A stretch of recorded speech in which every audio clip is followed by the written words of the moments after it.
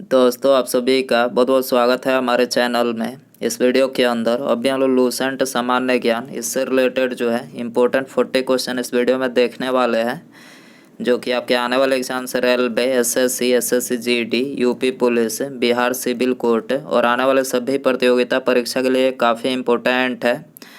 तो दोस्तों, आप इस वीडियो को बहुत ध्यान से लास्ट तक देखिए। चैनल पर आया है तो चैनल को सब्सक्राइब कर बगल में एक बेल आइकन आएगा, उसे ऑन करके ऑल नोटिफिकेशन पर क्लिक कर दें। और वीडियो पसंद आए तो प्लीज़ वीडियो को लाइक ज़रूर करें। तो चलिए शुरू करते हैं। देखिए, यहाँ पर हमारा पहला क्वेश्चन दिया गया है, निम्नलिखित में से कौन प्राकृतिक पारिस्थितिक तंत्र का उदाहरण है।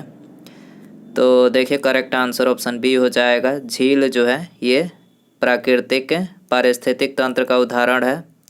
क्वेश्चन नंबर 2 है, पारिस्थितिक तंत्र के स्वपोषी घटक कौन होते हैं। पारिस्थितिक तंत्र के स्वपोषी घटक कौन होते हैं।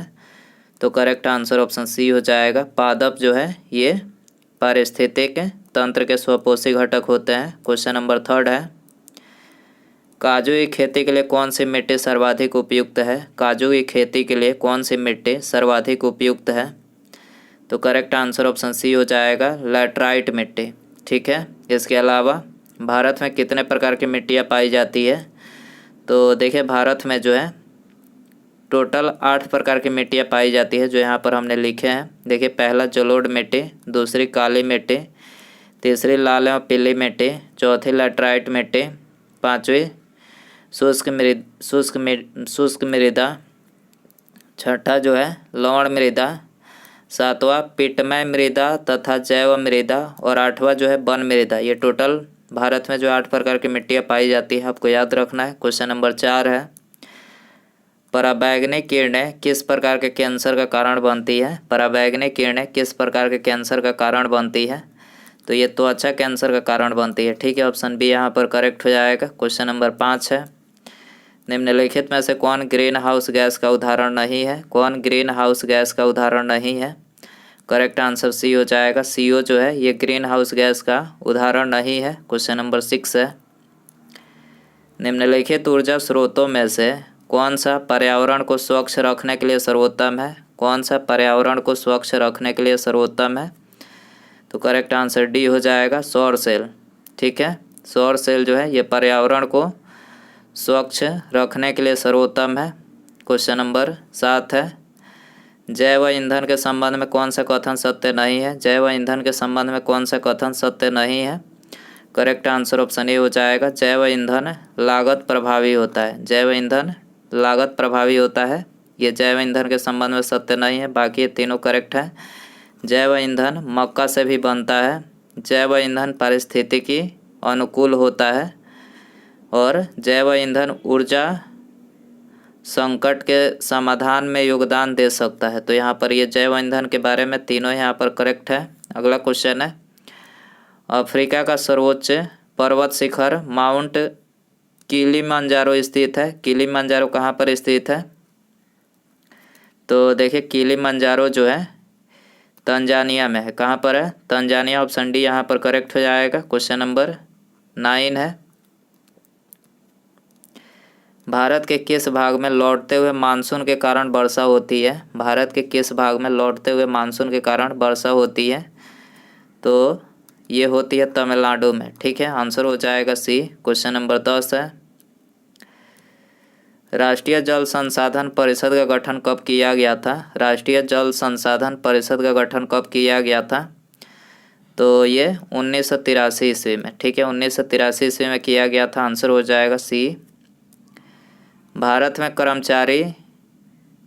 में कर्मचारी राज्य बीमा योजना की शुरुआत किस वर्ष की गई। भारत में कर्मचारी राज्य बीमा योजना की शुरुआत किस वर्ष की गई।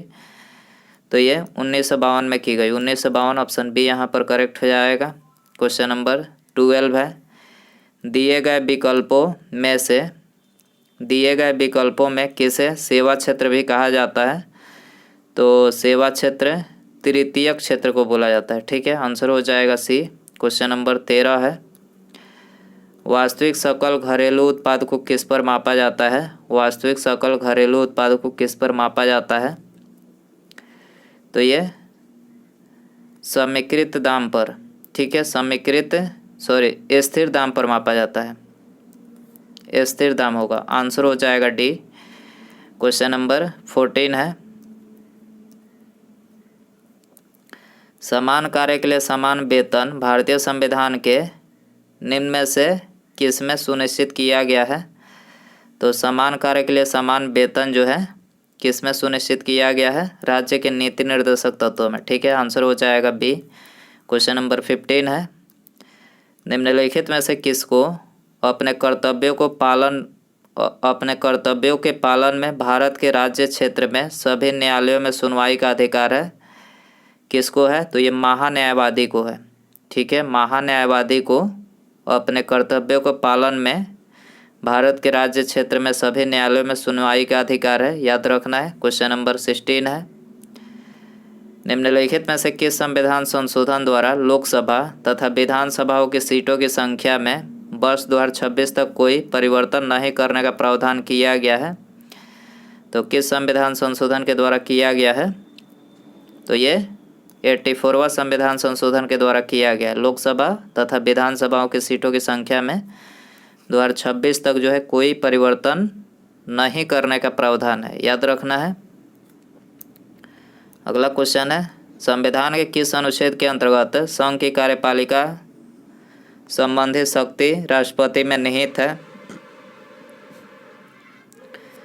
तो करेक्ट आंसर बी हो जाएगा, अनुच्छेद 53 में।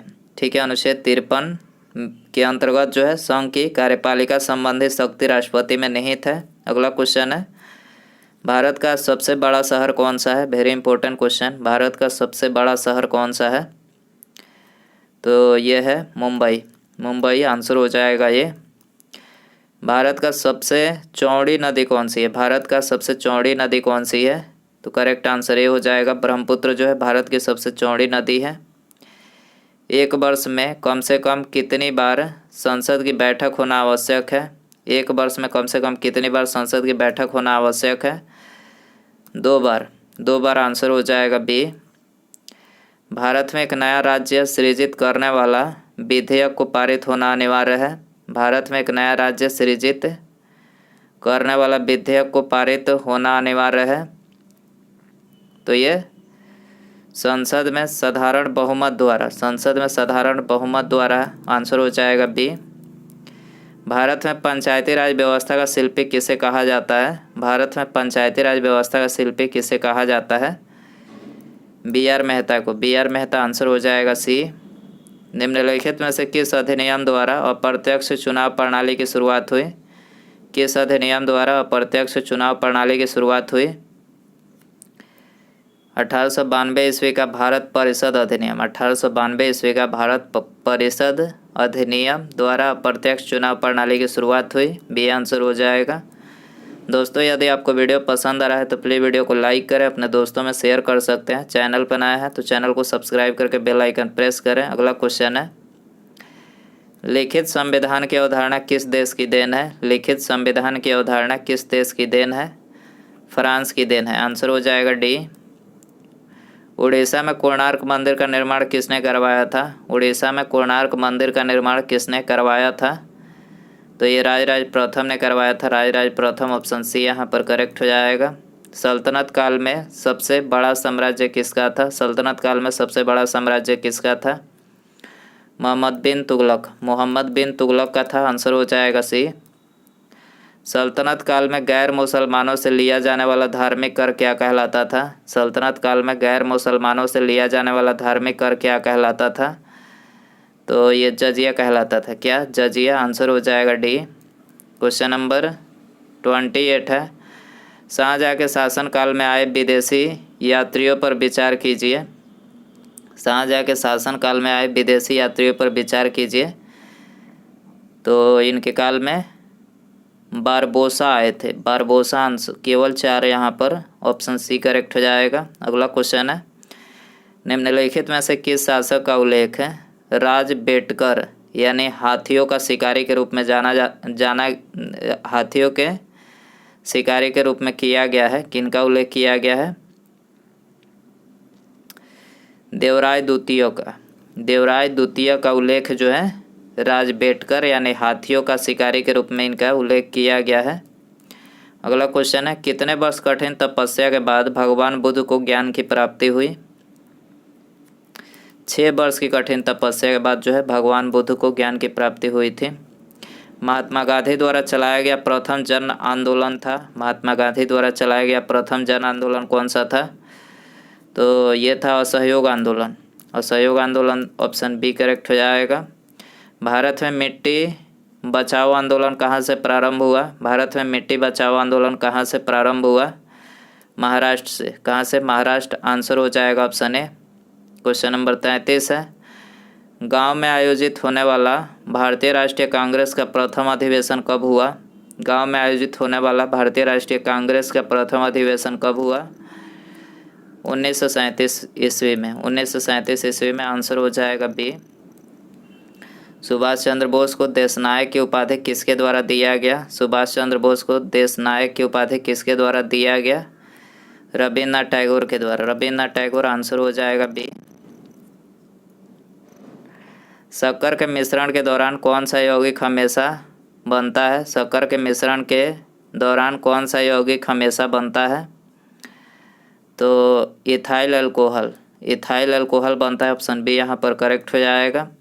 रक्त कैंसर को नियंत्रित करने में किस समस्थाने का उपयोग किया जाता है? रक्त कैंसर को नियंत्रित करने में किस समस्थाने का उपयोग किया जाता है? कोबाल्ट 60। कोबाल्ट 60 का किया जाता है। आंसर हो जाएगा ये। निम्नलिखित में से किस प्रकार के कोयले में कार्बन की मात्रा सर्वाधिक होती है?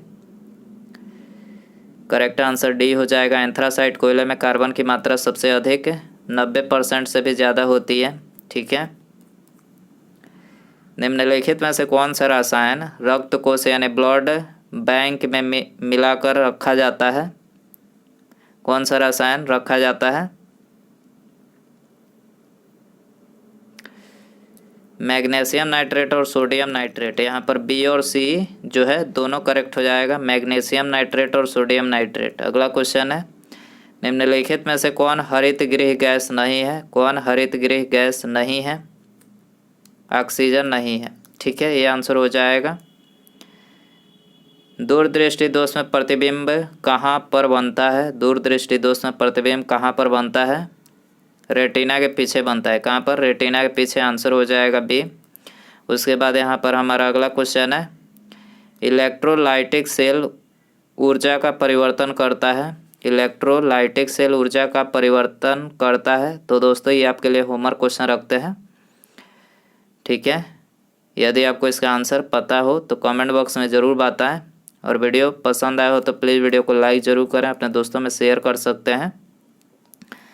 चैनल पर नए हैं तो चैनल को सब्सक्राइब करके बेल आइकन ज़रूर से प्रेस करें। ठीक है, मिलते हैं अगले वीडियो में। नमस्कार, जय हिंद, जय भारत।